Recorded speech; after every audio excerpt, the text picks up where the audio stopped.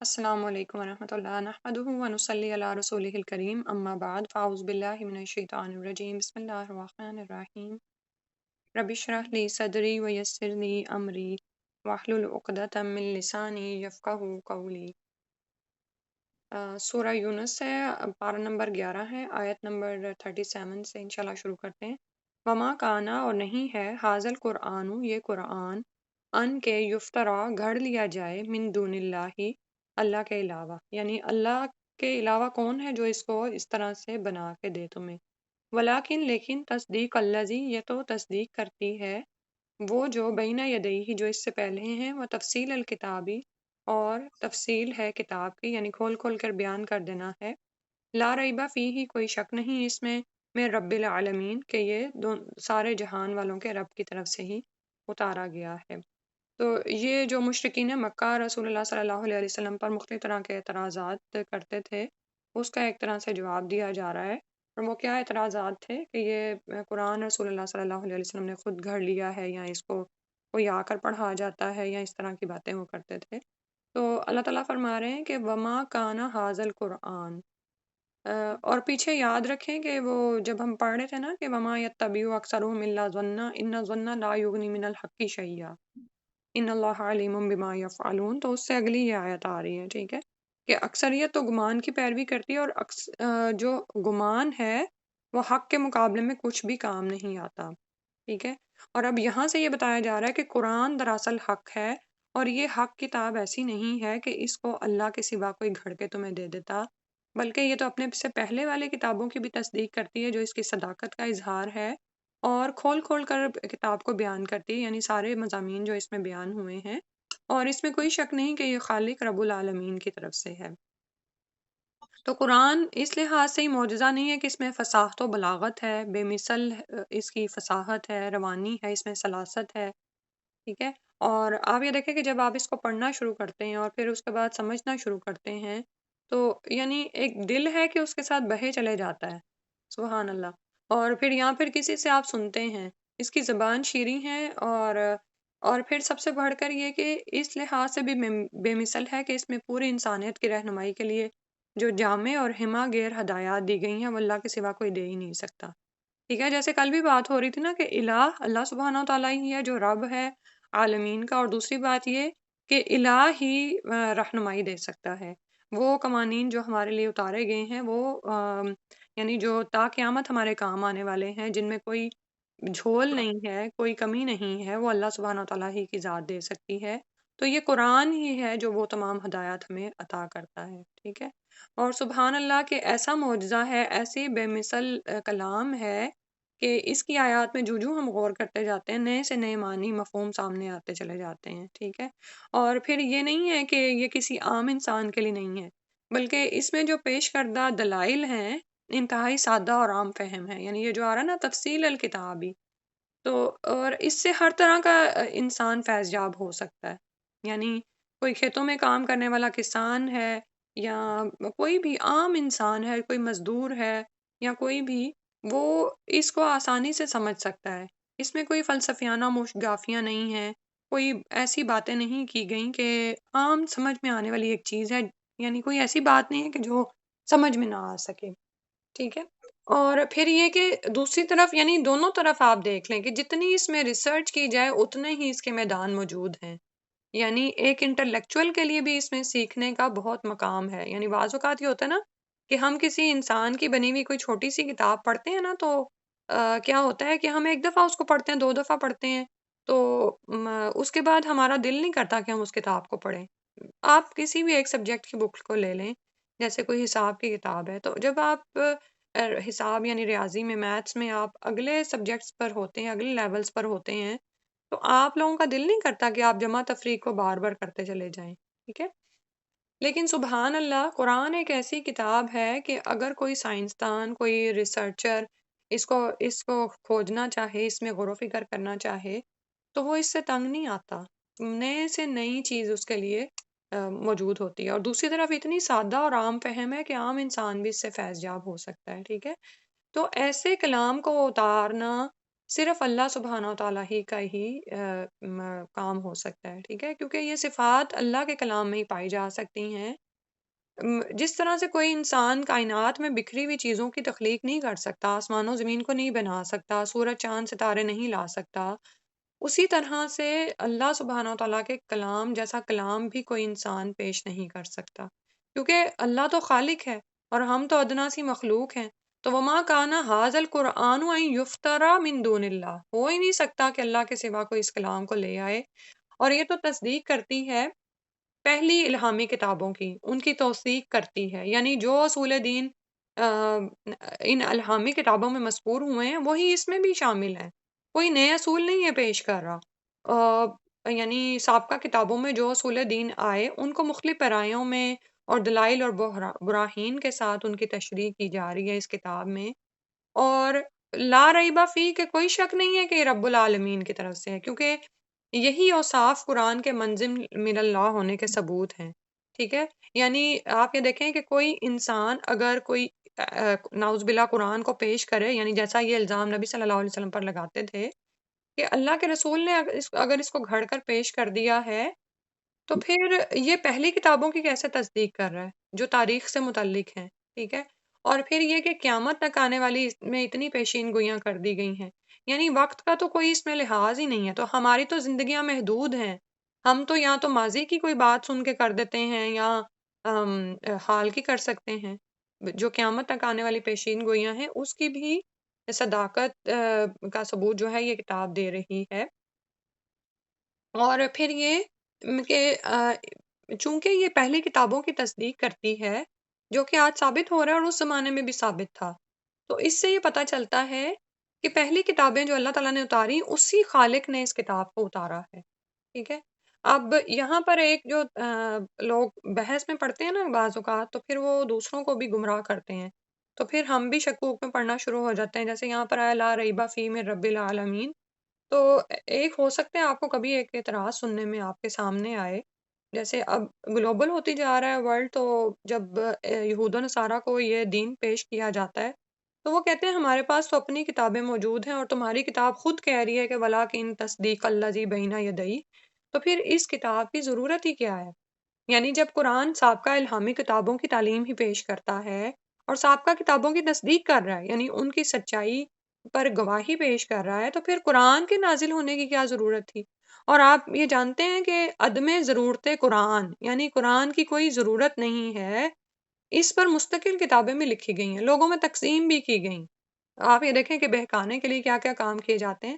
تو اس اعتراض کا الزامی جواب تو یہ ہے کہ انجیل بھی کوئی مستقل الہامی کتاب نہیں ہے، آپ جانتے ہیں کہ انجیل توریت ہی کی توضیح اور تشریح پیش کرتی ہے، ٹھیک ہے، تو پھر آخر انجیل کے اتارنے کی کیا ضرورت تھی اور عیسیٰ علیہ السلام کے مبعوث ہونے کا کیا فائدہ تھا؟ اس سے آگے چلیں، توریت کے نزول سے پہلے بھی موسیٰ علیہ السلام پر، توریت نازل ہونے سے پہلے سیدنا آدم علیہ السلام سے موسیٰ علیہ السلام تک تمام انبیاء پر جو وحی آتی رہی وہ بھی اللہ سبحانہ وتعالیٰ کی طرف سے آئی، اور اس میں کلیات دین وہی تھے جو توریت میں آتے ہیں، تو پھر آخر توریت کے بھی اتارنے کی کیا ضرورت تھی؟ تو اس اعتراض کا حقیقی جواب تو یہ ہے کہ سابقہ تمام الہامی کتب میں کسی کتاب کا بھی اصل متن محفوظ نہیں رہا، جس زمان میں وہ نازل ہوئی تھی ان کتابوں کی حفاظت کی ذمہ داری اللہ سبحانہ وتعالیٰ نے انبیاء متعلقہ کے بعد ان کے علماء پر ڈالی تھی، ٹھیک ہے، یہ بات یاد رکھیں۔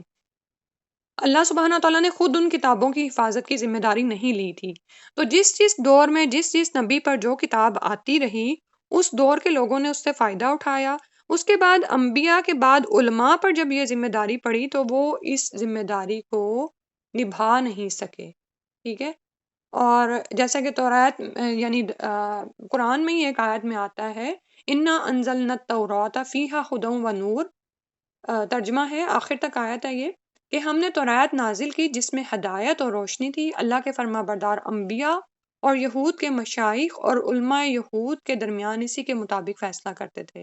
اس لیے کہ اللہ کی کتاب کی حفاظت ان کے ذمہ ڈالی گئی تھی کہ وہ اس کے نگہبان تھے، ٹھیک ہے۔ تو توریت سے متعلق مشائخ اور علماء یہود پر دو طرح کی ذمہ داری ڈالی گئی، ایک یہ کہ وہ اللہ کی کتاب کی حفاظت کریں، اور دوسرے یہ کہ اس کے احکام پر عمل کر کے اور اسی کے مطابق فیصلے کر کے اس کی عملی حفاظت کا بھی انتظام کریں، ٹھیک ہے، بات سمجھ آ رہی ہے نا؟ مثلاً یہ کہ کتاب سے ہمیں پتہ چلتا ہے، قرآن سے، کہ نماز پڑھنی ہے۔ نبی صلی اللہ علیہ وسلم نے نماز پڑھ کے دکھائی، اور اس کے بعد علماء اور سب نماز پڑھ کے ہمیں دکھاتے ہیں،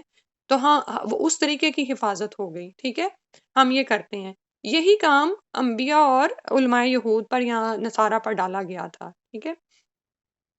لیکن یہود کے کتاب کی حفاظت کرنے کا حال ہم جانتے ہیں۔ انہیں توریت لکھی لکھائی ملی، 2 دفعہ ضائع ہوئی، پھر سینکڑوں بار پھر لکھی گئی، تو اس میں بھی انہوں نے بدل دی اس کو، یعنی تحریف کر دیا، اور علماء کے اقوال اور الحاقی مضامین شامل کر دیے۔ اگر آپ کبھی توریت کا مطالعہ کریں نا، تو یعنی ہماری کتابوں میں تو عربی ہے، اور اس کے بعد ٹرانسلیشن الگ سے ایک فونٹ یا اس کا وہ چینج کر دیتے ہیں نا، سٹائل، اور اسی طرح تفسیر بھی، اور مصحف کی کتابیں جو ان سی ہیں وہ الگ ہوتی ہیں، اور جو تفسیر کی ہیں وہ الگ ہوتی ہیں۔ لیکن ان کے ہاں پتہ نہیں چلتا کہ تلاوت کہاں پہ ختم ہوئی اور کہاں سے وہ تفسیر شروع ہو جاتی ہے، ٹھیک ہے۔ تو حتیٰ کہ حالت یہ پہنچی تھی کہ علماء یہود کو یہ معلوم کرنا مشکل ہو گیا تھا کہ کتاب کے الہامی یعنی اللہ کی طرف سے جو حصہ اتارا گیا اور الحاقی حصے کو الگ الگ پیش کر سکیں، اور عملی حفاظت کا حال اس سے بھی برا تھا۔ انہوں نے کئی حرام چیزوں کو حلال کیا اور کئی حلال کو حرام بنا لیا تھا۔ ہر جائز و ناجائز طریقے سے مال ہڑپ کر دیتے تھے۔ غیر یہود کے اموال کو وہ ہضم کرنا جائز سمجھتے تھے، ٹھیک ہے۔ اسی طرح ان کی جانوں کا بھی معاملہ ہے کہ غیر یہود کے جانیں جو ان سے ہیں ان کے ہاں حلال سمجھی جاتی ہیں، اور بھی ایسی بے شمار چیزیں۔ تو میں اس کو آج ایکسپلین اس لیے بھی کرنا چاہ رہی تھی، یوزلی یہ ہوتا ہے کہ میں اتنی لمبی لمبی بحث کو نا چھوڑ جایا کرتی ہوں، لیکن اب الحمدللہ آپ لوگ 10 پارے کر چکے ہیں، مزید غور و فکر کے ہم انشاءاللہ عادی بنے۔ تو توریت کے ساتھ علماء یہود نے کیا کیا، اور اس کے بعد ان کے ہاں تالمود جو ہے جس میں ایسی باتیں موجود ہیں، اس میں غور کرنے کی ضرورت ہے کہ ایسی باتیں آئیں کہاں سے۔ کیا اللہ نے ان کو کہا تھا کہ غیر یہود کے ساتھ جیسا مرضی سلوک کرو، ٹھیک ہے؟ تو وہ پھر اس کا جاننا بہت زیادہ ضروری ہے کہ یہ ان لوگوں نے خود ان کتابوں کی حفاظت نہیں کی، اور ان کتابوں کی حفاظت کی ذمہ داری ان پر ڈالی گئی تھی، ٹھیک ہے۔ قرآن میں، توریت انجیل میں یہ فرق بھی یاد رکھیں کہ قرآن کی حفاظت کا ذمہ اللہ نے خود اٹھا لیا۔ ہم آگے پڑھیں گے جب قرآن کی بات ہوگی۔ تو توریت اور انجیل، ان کتابوں کی حفاظت کا ذمہ انبیاء اور اس کے بعد علماء پر ڈالا گیا تھا، ٹھیک ہے۔ اس کے علاوہ پھر انہوں نے کیا کیا، جیسے ابھی بتایا کہ حلال کو حرام، حرام کو حلال کرتے تھے، سود کو حلال بنا لیا، غلط فتوے دے کر پیسے بٹورتے، شرفا کے لیے حدود اللہ کو ساقط کرتے، اور توریت کی بہت سی آیات کو چھپاتے اور لوگوں تک نہیں پہنچاتے تھے۔ اب میں یہ جب صبح یہ پڑھ رہی تھی نا، تو دل میرا بیٹھے جا رہا تھا، میں کہہ رہی تھی کہ یعنی یہ چیزیں واقعی ہمارے آگے آنے کی کتنی ضرورت ہے، کہ کبھی تو یہ پڑھتے ہوئے لگتا ہے کہ ہم یہود کے بارے میں نہیں پڑھ رہے ہیں، یہ تو ہم موجودہ امت کے بارے میں پڑھ رہے ہیں۔ شرفا کے لیے حدود اللہ کو ساقط کر دیتے تھے۔ آپ کی مسلمان حکومتوں میں انصاف کیوں نہیں ہے؟ کیونکہ شرفا کے لیے اللہ کی حدود کو ساقط کر دیا جاتا ہے۔ اگر ان پر کوئی بدعنوانی کا کیس بنتا بھی ہے تو اس کا کوئی انجام ہمیں نظر نہیں آتا۔ تو پھر کیا ہوتا ہے؟ معاشرے میں انارکی پھیلتی ہے، لوگ حکومت کے خلاف اور حکومت عوام کے خلاف ہوتی ہے، ٹھیک ہے، کیونکہ عدل و انصاف نہیں نہ کیا جاتا۔ پھر توریت کی بہت سی آیتوں کو چھپاتے تھے، لوگوں تک نہیں پہنچاتے تھے۔ آج ہمارے ہاں کیا حال ہے؟ بہت سے اہم احکامات ہم تک پہنچے ہی نہیں ہیں، ہمیں پتہ ہی نہیں ہے۔ قرآن کو کھول کے بیان ہی نہیں کیا جاتا، اس کو یعنی عام انسان تک پہنچایا ہی نہیں جاتا، حالانکہ ہمارے علماء لکھ گئے ہیں کہ عام انسان بھی اس سے رہنمائی حاصل کر سکتا ہے، ٹھیک ہے۔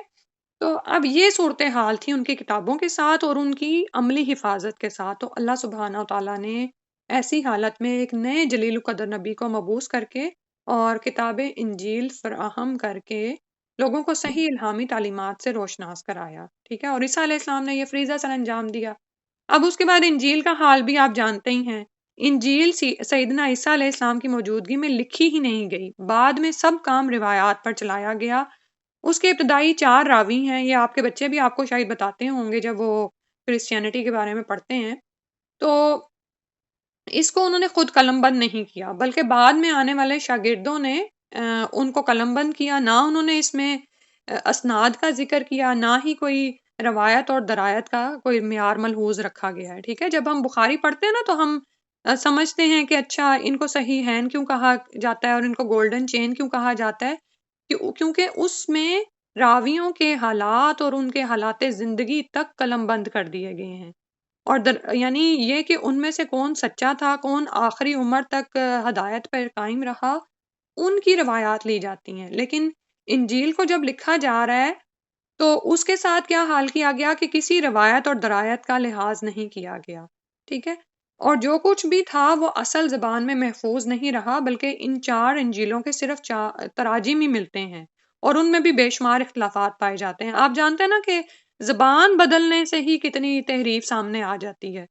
ٹھیک ہے؟ آپ یہ دیکھیں کہ بعض اوقات جب ہم قرآن کو سمجھنے کی کوشش کرتے ہیں اور قرآن ہمیں عربی تو آتی نہیں ہے،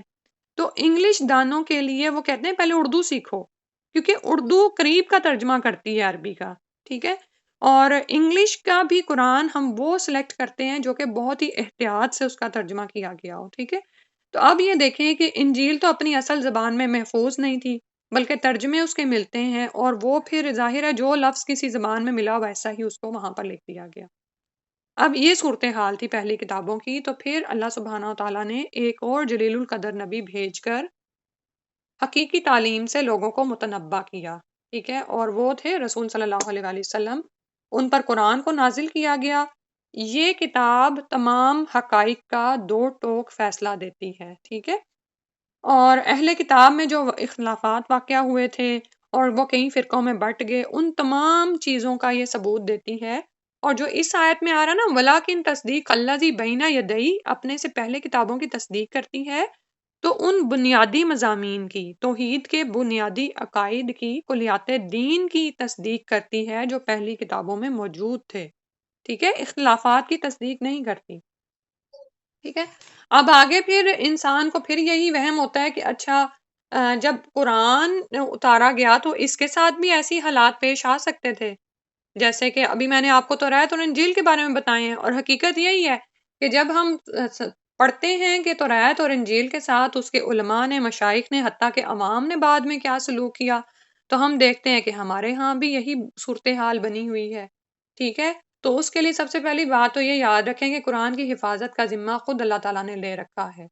ٹھیک ہے؟ مسلم تو درکنار غیر بھی یہ ماننے پر مجبور ہیں کہ قرآن جس طرح نازل ہوا تھا آج بھی اسی صورتحال میں اصلی حالت میں محفوظ ہے، ٹھیک ہے؟ اگر ساری دنیا کے لوگ بھی اس کو بدلنے کی کوشش کریں تو ایسا کر نہیں سکتے، کیونکہ سامنے خالق ہے نا، خالق نے اس کی حفاظت کا ذمہ لیا ہوا ہے۔ ہر دور میں اللہ تعالیٰ نے اس کے کروڑوں حافظ موجود رکھے، کلمی حفاظت کے لاتعداد ذرائع سے ابتدا سے لے کر اب تک اس کی حفاظت ہو رہی ہے۔ آپ یہ دیکھیں کہ آپ کے سامنے اسکرین پر قرآن ہے، سبحان اللہ، ٹھیک ہے؟ اور پھر اسکرین پر اس کی سب کچھ موجود ہے، یعنی جوں جوں آپ یہ دیکھیں کہ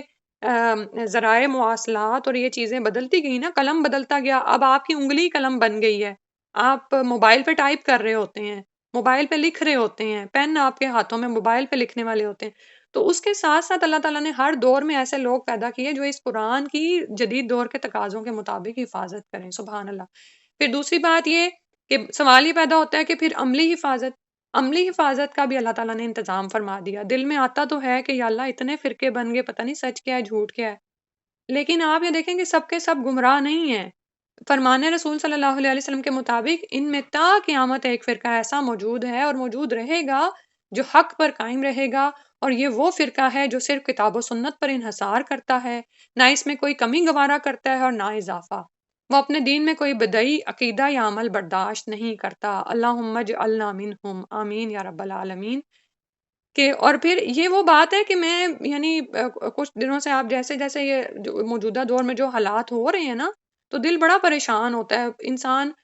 اسلامی حکومتوں کی طرف دیکھتا ہے، مسلمان حکمرانوں کی طرف دیکھتا ہے اور مسلمان رہنماؤں کی طرف دیکھتا ہے تو بڑا پریشان ہو کے بیٹھ جاتا ہے۔ نہیں، آپ ان کو کیوں آپ دیکھتے ہیں؟ ہمیں تو، ہمارے لیے تو یہ بشارت ہی کافی ہے کہ تا قیامت ایک فرقہ ایسا رہے گا جو حق کے نام پر جہاد کرتا رہے گا، حق و باطل کی یہ جنگ جاری رہے گی، اور سبحان اللہ ایسے لوگ موجود ہیں الحمدللہ۔ اصل میں کرنے کا کام کیا ہے؟ ہمارے کام کیا ہے کہ ہم اپنا کام کریں، ہم اس قرآن سے جڑیں، ہمارے ذمہ جو ذمہ داری لگائی گئی ہے ہم وہ کرتے رہیں، ٹھیک ہے؟ سبحان اللہ کہ قرآن کے الفاظ کی حفاظت کا ذمہ اللہ نے لیا، اس کے مطالب، معنی، تشریح کا ذمہ لے رکھا ہے، اور یعنی اور کس طرح سے پھر یہ کہ سنت کی حفاظت فرمائی گئی، سبحان اللہ، اور اس کے لیے بھی ایک مکمل ڈیٹیل ہے، یعنی یہ جو منکرین حدیث ہیں ان کے لیے بھی ایک مکمل میدان ہے اگر وہ دلیل کے ساتھ بات کو سمجھنا چاہیں، سننا چاہیں، ٹھیک ہے؟ اور یہ باتیں ہمیں کیوں پتہ ہونی چاہیے؟ تاکہ ہم ان بہکانے والوں کے ہتھے نہ چڑھ جائیں، علماء سو کے ہتھے نہ چڑھ جائیں، جو حدیث کو نہیں مانتے، خالی قرآن کو لے کر گمراہی میں ڈالتے ہیں۔ تو اللہ تعالیٰ نے فرمایا یہ وہ کتاب ہے لا ریبہ فی من رب العالمین، اللہ سبحانہ و تعالیٰ کی طرف سے نازل شدہ ہے اور اس میں کوئی شک نہیں ہے۔ پھر اس کے بعد فرمایا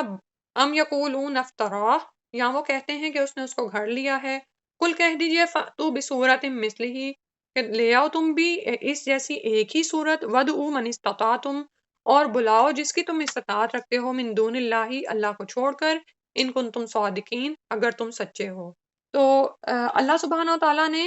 تو اس کے لیے چیلنج بھی دے دیا، اور یہ چیلنج قرآن میں 3 مقامات پر پیش کیا گیا ہے۔ یہاں پر فرمایا کہ اس جیسی ایک صورت ہی لے آؤ، زیادہ نہیں کر سکتے تو ایک چھوٹی صورت ہی لے آؤ، اگر تمہیں یہ لگتا ہے کہ یہ نبی صلی اللہ علیہ وسلم نے خود گھڑ لی ہے اور یہ منزل من اللہ نہیں ہے، تو پھر تم کیا کرو کہ تم بھی ایک ایسی لے آؤ، کیونکہ نبی صلی اللہ علیہ وسلم بھی ایک انسان ہے، تم بھی انسان ہو، تم بھی ایک بنا کے لے آؤ، ٹھیک ہے؟ اور جتنی تم استطاعت رکھتے ہو اللہ کے علاوہ، یعنی اللہ کو چھوڑ کے جو بھی تم مل سکتے ہو مل جاؤ آپس میں، ان کنتم صادقین، اگر تم اپنے دعوے میں سچے ہو، ٹھیک ہے؟ اور ہم یہ دیکھتے ہیں کہ ایسا کام لوگوں نے کیا بھی، اپنی بھرپور کوشش انہوں نے کی، لیکن اللہ سبحانہ و تعالیٰ نے اس کا پھر جواب، پیچھے ہم پڑھ چکے نا سورہ البقرہ میں، تو وہاں پر دوزخ کی وعید بھی انہیں سنائی گئی۔ آج بھی اگر دنیا میں کوئی ایسی کوشش کرتا ہے تو وہ صحیح لا حاصل ہوگی، اور اس کے لیے دوزخ کی وعید ہی ہے، ٹھیک ہے؟ کہ وہ ایسا کر نہیں سکتا۔ اور یہی بات اللہ تعالیٰ کے ہونے کا ثبوت ہے، قرآن کے اللہ کی طرف سے نازل شدہ ہونے کا ثبوت ہے، اور آپ صلی اللہ علیہ وسلم کی رسالت کا ثبوت ہے، ٹھیک ہے؟ اس کے باوجود بھی اگر کوئی شخص ایمان نہ لائے، اپنی ہٹ دھرمی پر پڑا رہے، تو اس کی واقعی سزا جہنم کے علاوہ کیا ہو سکتی ہے؟ کہ اس نے جانتے بوجھتے دنیا کی سب سے بڑی حقیقت کو جھٹلا دیا۔ پھر اس کے بعد فرمایا بل کذبوا بما لم یحیطوا، نہیں بلکہ انہوں نے جھٹلایا ساتھ اس کے جو انہوں نے نہیں احاطہ کیا تھا، بعلم ہی، اپنے علم کے ساتھ، ولما یاتہم تاویلہ، حالانکہ نہیں آئی تھی ان کے پاس اس کی تعویل، کذالک کذب الذین من قبلہم، اسی طرح سے جھٹلایا ان لوگوں نے جو ان سے پہلے تھے، فانظر، تو دیکھو، کیف کانا، کیسا ہوا، عاقبۃ الظالمین، ظالم لوگوں کا انجام۔ تو یہاں پر یہ بتایا جا رہا ہے کہ انہوں نے تو اس کتاب کو پڑھا ہی نہیں، انہوں نے اس کو سمجھا ہی نہیں، بل کذبوا بما لم یحیطوا بعلمہ، اس کا تو علم کا احاطہ ہی نہیں انہوں نے کیا، اس میں غور و فکر تدبر ہی نہیں کیا، اس کو جھٹلانے میں جلدی کی، انکار کر دیا اس کا، کذبوا، جھٹلا دینا، حق نظر آیا ہے اس کو کہنا کہ یہ ہے ہی نہیں، ماننے سے اس کو انکار کر دینا، ٹھیک ہے؟ اور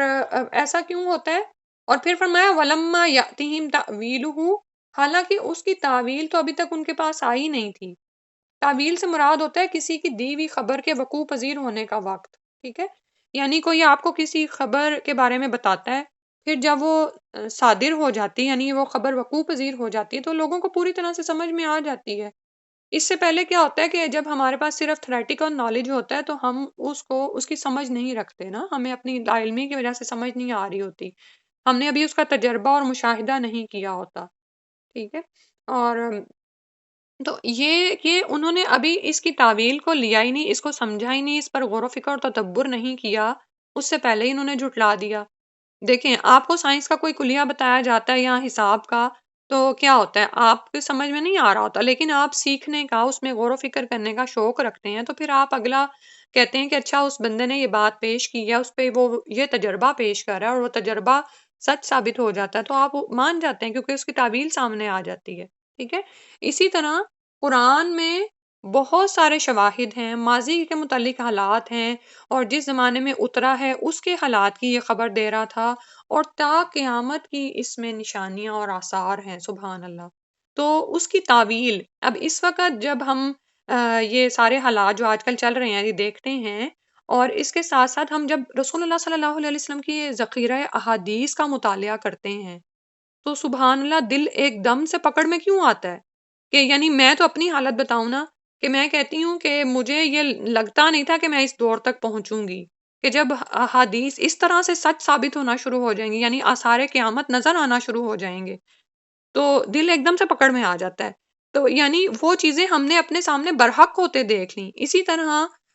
نبی صلی اللہ علیہ وسلم کے زمانے میں ہی دیکھ لیں آپ، بے شمار چیزیں سچ ثابت ہو رہی تھیں۔ کس طرح غزوہ بدر میں یہ مارے گئے، ان کے بڑے بڑے سردار مارے گئے، یہ قیدی ہوئے، ان پر کس طرح سے عذاب آیا، پھر قحط کا عذاب آیا، پھر اس کے علاوہ بھی چھوٹے چھوٹے کتنے ہی معاملات تھے، اور جہاں جہاں رسول اللہ کی طرف سے فتح کی خوشخبریاں تھیں وہ بھی سب کچھ ہوا، لیکن اس کے باوجود انہوں نے مان کے نہیں دیا، ٹھیک ہے۔ تو جب انسان کوئی ماننا ہی نہیں چاہتا نا، تو ابھی اس کے پاس تعویل بھی نہیں آئی ہوتی، تو وہ اپنی ہٹ دھرمی کی وجہ سے اس کا فوراً ہی انکار کر دیتا ہے۔ اللہ تعالیٰ نے فرمایا کذالک کذب الذین من قبلہم،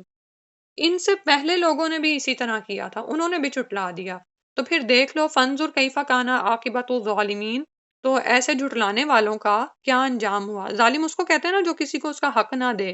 تو جب ایک کتاب سچی اللہ کی طرف سے اتری ہے، اللہ ہی برحق ہے، اس کا رسول برحق ہے، اس کا انکار کرنا، اس کو اس کا حق نہ دینا، تو یہ دراصل ظلم ہے۔ اور یہ وہ لوگ ہیں جو اپنا انجام دیکھ لیں گے جو ان سے پہلے میں دیکھ چکے، ٹھیک ہے۔ اب یہاں پر آپ رک کے ذرا یہ دیکھیں کہ قرآن میں ہمارا غور و فکر کتنا ہے، قرآن میں ہمارا ایمان کتنا ہے۔ آج سائنس کوئی حقیقت پروف کرتی ہے نا، تو پھر ایک دم سے ہمیں یاد آتا ہے او قرآن میں تو یہ بتایا گیا تھا۔ یہ مسلمانوں کے غور و فکر کا حال ہے، ٹھیک ہے۔ یعنی ہم نے بھی اس کے علوم کا مکمل طور پہ احاطہ نہیں کیا، ہونا تو یہ چاہیے تھا کہ ہم قرآن کی تحریک کو لے کر اٹھتے اور دنیا میں پھیلتے، دنیا کا علم اس قرآن کی روشنی سے منور ہونے کے بعد حاصل کرتے، ٹھیک ہے۔ لیکن ہم چلو الحمدللہ، وہی بات ہے کہ اللہ تعالیٰ نے اس کتاب کی حفاظت کا ذمہ لیا ہے، تو دنیا میں جو کچھ ہو رہا ہے، جو تعویلات سامنے آ رہی ہیں سائنسی نظریات کی، تو وہ ہم دیکھتے ہیں کہ پھر اس سے کیا ہوتا ہے کہ دین پھیلتا ہے، لوگ مسلمان ہوتے چلے جا رہے ہیں، ٹھیک ہے۔ اور ایون یہ کہ یہ بھی یاد رکھیں، بعض اوقات یہ بھی آپ کے دماغ میں سوال آئے گا کہ سائنس کی بہت سی نظریات ایسے ہیں جو وہی سے متصادم ہیں، نہیں، بلکہ سائنس اپنے نظریات چینج کرتی چلی جا رہی ہے۔ آپ جانتے ہی ہیں کسی زمانے میں یہ سورج کو اسٹیگننٹ کہہ دیتے تھے، انہیں لگتا تھا کچھ سیارے رکے ہوئے ہیں، کچھ حرکت کر رہے ہیں، اور اسی طرح آدم علیہ السلام کی یا انسان کی تخلیق کے بارے میں جو ڈارون کا تھیوری یہ پڑھاتے رہے ہیں اور ابھی تک ان کی کتابوں میں موجود ہے، نکال نہیں سکتے ہیں، اس کا بھی آپ پتہ ہے اس کی بھی کوئی بنیاد نہیں رہ گئی ہے، ٹھیک ہے۔ اور تمام چیزیں جون سی ہیں، اب بگ بینگ کا جو تھیوری آئی ہے جو بعد میں، وہ قرآن اس کو پہلے ہی بتا رہا ہے، ٹھیک ہے۔ تو جو بھی نظریات اس وقت یعنی سائنس ان کو پروف کرتی جا رہی، قرآن میں 1400 سال پہلے ہی بتا دیے گئے ہیں۔ تو یہی ہے جو دراصل اس کی تعویل میں ظاہر ہو رہی ہے، ٹھیک ہے۔ تو یہ اس بات پر ہمارا ایمان ہونا چاہیے جو پیچھے ہے نا لا ریب فیہ، کہ وہی جو ہے وہ یقینی چیز ہے، وہ اللہ سبحانہ تعالیٰ کی طرف سے، خالق کی طرف سے ہے، لیکن جو سائنسی نظریات ہیں وہ ضروری نہیں ہے کہ وہ سچ ہوں، ٹھیک ہے، الا یہ کہ قرآن ان کی تصدیق کر دے، یہ ہمارا ایمان ہونا چاہیے، ٹھیک ہے۔ کیونکہ قرآن علیم و بصیر ہستی کی طرف سے نازل شدہ ہے جس کا علم محدود ہے، سوری لامحدود ہے۔ اللہ سبحانہ تعالیٰ کا علم مطلق ہے، لامحدود ہے، اور سبحان اللہ، یہی وہ دراصل تعویل ہے جو کہ ثابت ہوتی چلی جا رہی ہے، اور قیامت تک آپ یہ دیکھیں کہ قرآن کی ایک آیت جون سی ہے برحق ثابت ہو جائے گی، سامنے آ جائے گی، تو پھر سوچو کہ وہ لوگ جنہوں نے جھٹلایا ان کا انجام کیا ہونے والا ہے، ویسا ہی جیسے ان سے پہلوں کا ہوا۔ پھر اس کے بعد فرمایا وَمِنْهُمْ، اور ان میں سے کچھ ایسے ہیں مَن يُؤْمِنُ بِهِ، جو اس پر ایمان لاتے ہیں، وَمِنْهُمْ، اور کچھ ایسے ہیں ان میں سے مَن لَا يُؤْمِنُ بِهِ، جو اس پر ایمان نہیں لاتے۔ ہم کس لوگوں میں ہیں، ٹھیک ہے، ایمان ان پر لانا، اور پھر یہ کہ اس کی صداقت کی گواہی کیسے ہوگی، ہمارے عمل سے دی جائے گی نا۔ ایک تو یہ نا کہ ہم زبان سے ایمان لے آئے، لیکن وہ ایمان کافی نہیں ہے جب تک وہ ایمان دل میں اتر کے اعمال سے ظاہر نہ ہو، ٹھیک ہے۔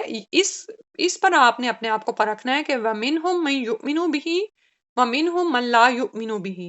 کہ جس بات پر ہمارا ایمان پختہ ہو جاتا ہے نا، اس پہ وہ پھر چیز ہمارے عمل میں شامل ہو جاتی ہے۔ مثلاً ہر کوئی ہمیں کہتا ہے کہ بھی جو روزانہ کی 5 نمازیں پڑھو پڑھو، تو کیا ہمارا ایمان ہے کہ نماز کے بارے میں ہی پہلا سوال ہونا ہے قیامت والے دن، اور اس دن میں اللہ کے حضور کھڑی ہو کے کیا جواب دے رہی ہوں گی؟ یا پھر اسی طرح اور بھی بے شمار باتیں ہیں کہ ارکان اسلام کو پورا کرنا ضروری ہے، ہمارے زکوٰۃ، روزہ، حج کی کیا صورتحال ہے، اور اسی طرح اور بھی بے شمار ایسی چیزیں ہیں، یعنی ہمارے اخلاق و معاملات کا کیا حال ہے، کیا ہم وہ دین کی دی ہوئی تعلیم کی روشنی میں ہی پورا کر رہے ہوتے ہیں؟ کیا ہمارے اعمال ایسے ہیں کہ ہم قرآن کا چلتا پھرتا نمونہ ہوں؟ پھر فرمایا وَرَبُّكَ أَعْلَمُ بِالْمُفْسِدِينَ، اور تیرا رب خوب جانتا ہے فسادیوں کو، جو فساد کرنے والے ہیں، یعنی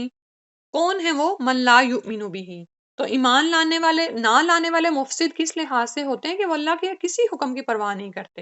یہی تو فساد کی سب سے بڑی جڑ ہے۔ اسلام لانے والوں کو تکلیفیں پہنچاتے ہیں، اسلام کے راستے میں رکاوٹیں کھڑی کرتے ہیں، تو اور وہ آپ یہ دیکھیں نا کہ جانتے بوجھتے وہ یہ سب کچھ کر رہے ہوتے ہیں۔ ٹھیک ہے، یہاں تک تلاوت سنتے ہیں۔ وما كان هذا القرآن أن يفترى من دون الله ولكن تصديق الذي بين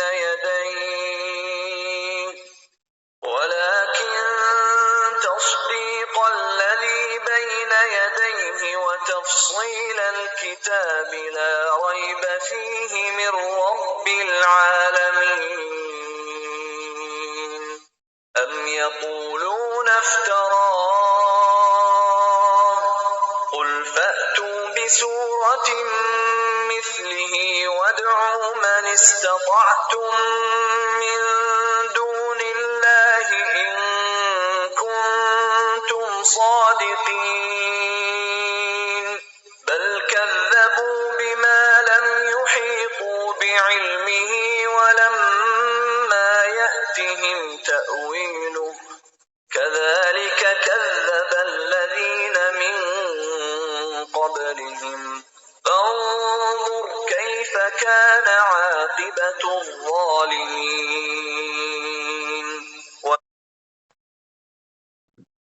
سبحانک اللہم و بحمدک، نشہد ان لا الہ الا انت، نستغفرک و نتوب الیک۔ السلام علیکم و رحمۃ اللہ۔